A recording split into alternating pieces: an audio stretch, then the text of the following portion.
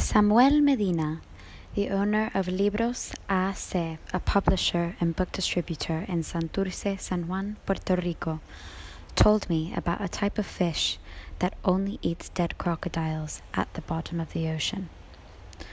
They're successful because there's no competition, he explained. After the economic crisis and the hurricane, Puerto Rico is the dead crocodile. Is Puerto Rico really a dead crocodile? I asked him. Is there really nothing left? Believers in the shock doctrine are convinced that only a great rupture, a flood, a war, a terrorist attack, can generate the kind of vast, clean canvases they crave.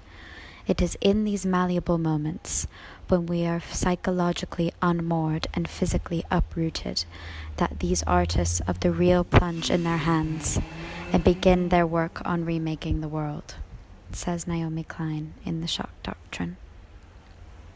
A blank canvas politics. This is a politics that turns a space into a blank springboard for the execution of fantasy.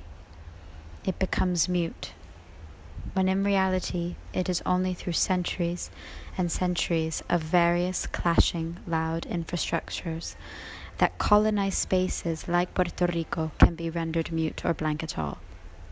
A major historic storm exists on top of an already historic economic crisis, says Yarimar Bonilla.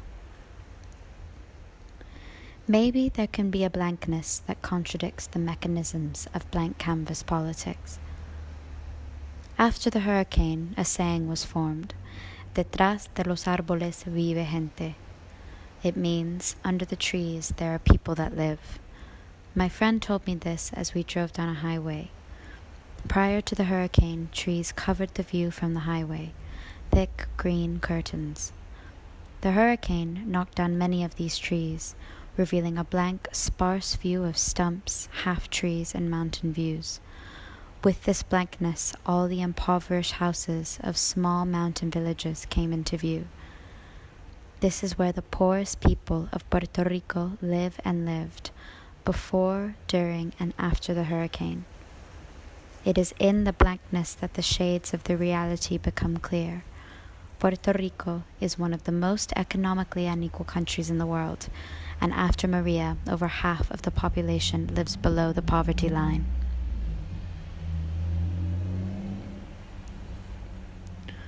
Wouter's notion of dark matter suggests organizations, culture, and the structural relationships that bind them together as a form of material almost.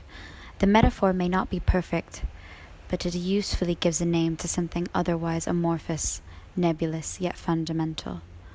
The only way that dark matter can be perceived is by implication, through its effects on other things, essentially its gravitational effects on more easily detectable matter, as is said in Brickstarter. This reminds me of a part of Bluets by Maggie Nelson, where she writes on something she calls divine darkness. We pray that we may come unto this darkness which is beyond light, and without seeing and without knowing, to see and to know that which is above vision and knowledge, through the realization that by not seeing and unknowing, we attain true vision and knowledge. Detras de los Arboles vive gente. There is material importance in the under, the detras. The blankness brought from the uprooted trees reveals long networks of socio-cultural and political narratives that give rise to the texture of the buildings, homes of the people behind the trees. I learned about Kemi Rosado Sello through Google searches. He invited me to his studio in Santurce, San Juan at 9:30 p.m. on a Tuesday in January. He told me about a collaborative piece he started in 2002 with the inhabitants of a small village called Naranjito in the center of Puerto Rico. In the project, he worked with the people of the village to paint each of the buildings a different shade of green. He told me that the variations of green for each of the buildings became a metaphor for socialism, a collective, cooperative harmony that maintains its traces of individuality, while also paying homage to the way the community has been built respecting harmoniously its surroundings and the topography of the mountains where it stands. The different shades of green were accentuated by the green trees of the mountain that Naranjito stands on. After the hurricane, when the trees were blown away, Naranjito's green buildings found themselves against a bare, blank background. Maybe the blankness accentuates the green, the cohesion of the structures. Despite its disruptive frame, the details of the infrastructure remain. Or maybe it nods to the previous harmony between the buildings and their surroundings, destabilizing time, connecting the present with the past. After the hurricane, a new fairy tale was created for children. It is about a mango tree that after the storm loses all of its mangoes. The finale of the story reveals that all the mangoes were blown away to another planet, where they have grown new, full, blossoming mango trees. I was sitting with a man in a bar with fake palm trees and $2 medallas. We were talking about sex. He said to me, "It's not like I count, but I've slept with about 15 women in my life, and 12 of those were during the hurricane." I realized this was a phrase I heard often, casually and formally.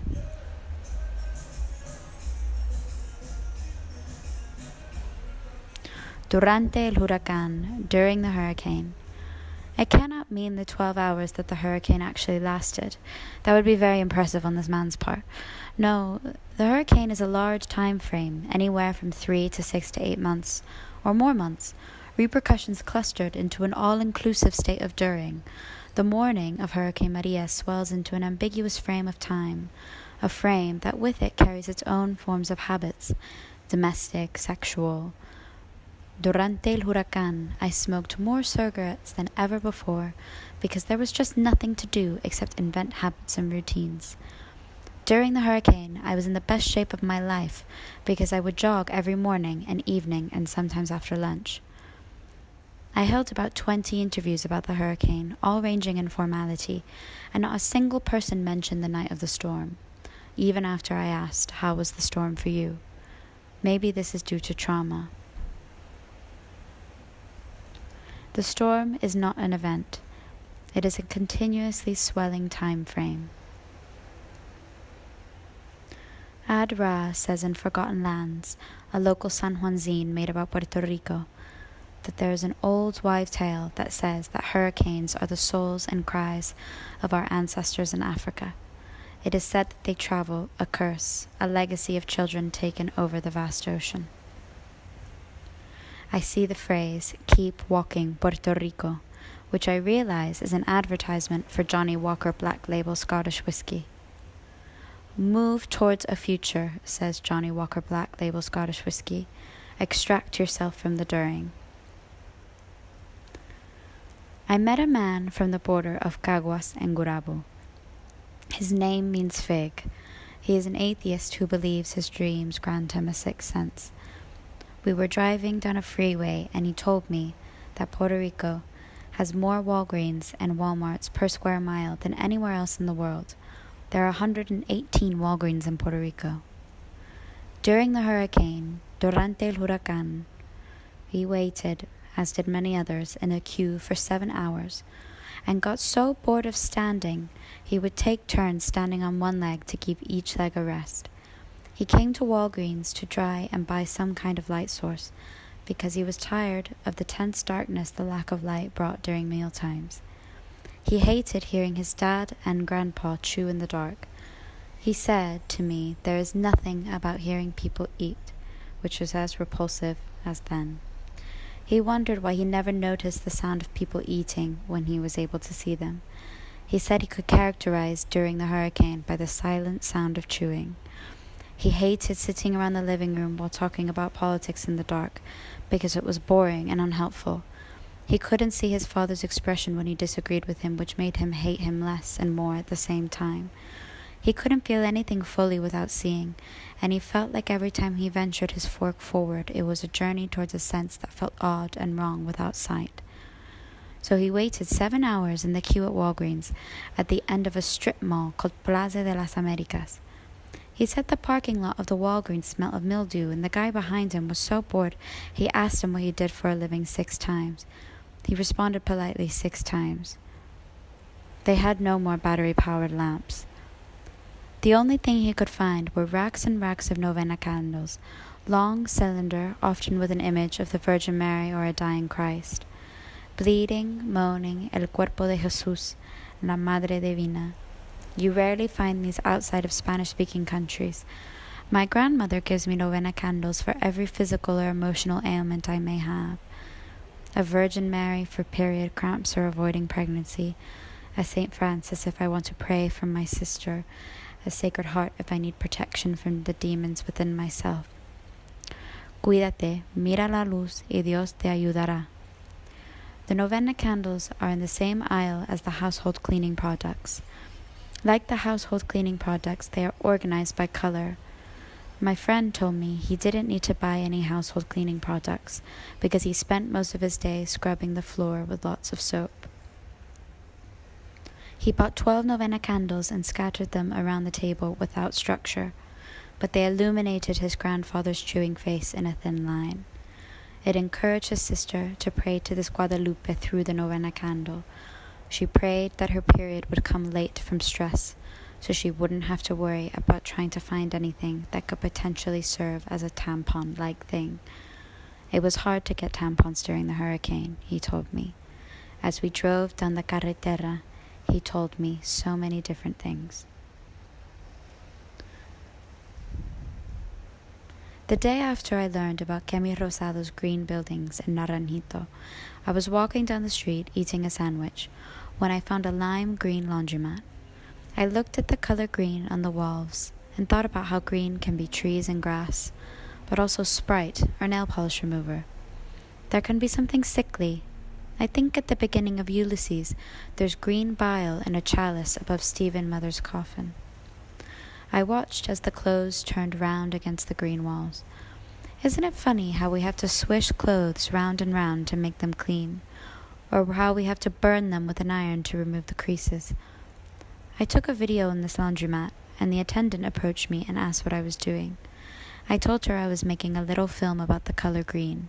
She said that was fine, but not to show the company logo for legal reasons. By chance, while in the process of this project, a family member of mine passed away. He collected green frog statues. When I was little, I used to organize his frogs into groups according to shade of green. 6 dark green, 12 medium green, 3 light green, and 2 almost yellow. By chance, after he passed away, my friend gave me a copy of Bluets by Maggie Nelson, a book which traces Nelson's collection of the color blue in grief. She collects blue objects as a way of trying to materialize the immaterial, all the while realizing that the immaterial is something that can never be materialized. She continues nonetheless. In the book, she describes how we conceive of color. Try, if you can, not to talk as if colors emanated from a single physical phenomenon. Keep in mind the effects of all the various surfaces, volumes, light sources, films, expanses, degrees of solidity, solubility, temperature, elasticity on color. Think of an object's capacity to emit, reflect, absorb, transmit, or scatter light. Think of the operation of light on a feather. 15 days after we are born, we begin to discriminate between colors. For the rest of our lives, bearing blunted or blinded sight, we find ourselves face to face with all these phenomena at once, and we call the whole shimmer mess color. You might even say that it is the business of the eye to make color forms of what is essentially shimmering. If you look at the water from a beach, the separations of the world materialize through color: blue, brown, turquoise, the sky versus the shoreline in the water. According to Nelson's understanding of color, all of these colors, these separations, are just clustered shimmering. It is in a lack of separation, the shimmering, an object's capacity to emit, that we see those separations. It's funny, but I fell in love with the person who told me many of these stories and inspired this process in so many different ways. When I returned back to Puerto Rico from England, I messaged him when I landed. It auto-corrected automatically an algorithm from all the different greens. quiero verde